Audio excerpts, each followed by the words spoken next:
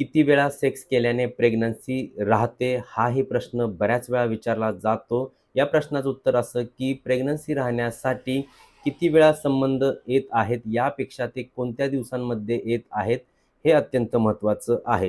स्त्रीचं अंड फुटण्याचा जो कालावधी असतो या कालावधीमध्ये जर शारीरिक संबंध आले तर प्रेग्नन्सी राहण्याची शक्यताही सर्वाधिक असते. हा कालावधी प्रत्येक स्त्रीचा हा वेगवेगळा असतो, कारण प्रत्येक स्त्रीचं मासिक पाळीचं चक्र हे देखील वेगवेगळं असतं.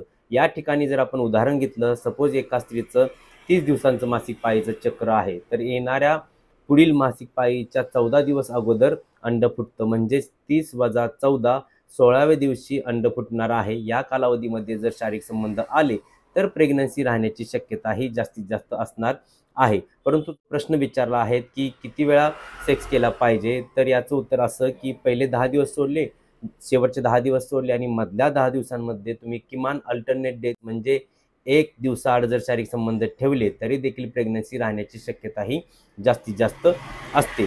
यासाठी पुन्हा सांगतो की दोन गोष्टी महत्त्वाच्या आहेत. एक म्हणजे अंड फुटायला पाहिजे आणि दुसरी गोष्ट म्हणजे या कालावधीमध्ये संबंध येऊन स्पर्म जो आहे तो अंड्यापर्यंत पोहोचणं गरजेचं आहे. म्हणजे स्पर्म काउंट, मोटिलिटी, त्याची गती हे देखील अत्यंत महत्त्वाचं असतं. आय होप तुम्हाला तुमच्या प्रश्नाचं उत्तर मिळालं असेल. यासंबंधी आमचा एक लॉंग व्हिडिओ दिलेला आहे, तो लॉंग व्हिडिओ खाली लिंक दिलेली आहे, ती लिंक ओपन करून पाहू शकता. यासारखेच व्हिडिओ पाहण्यासाठी चॅनलला सबस्क्राईब करायला विसरू नका आणि हा व्हिडिओ इतरांना अवश्य शेअर करा. धन्यवाद.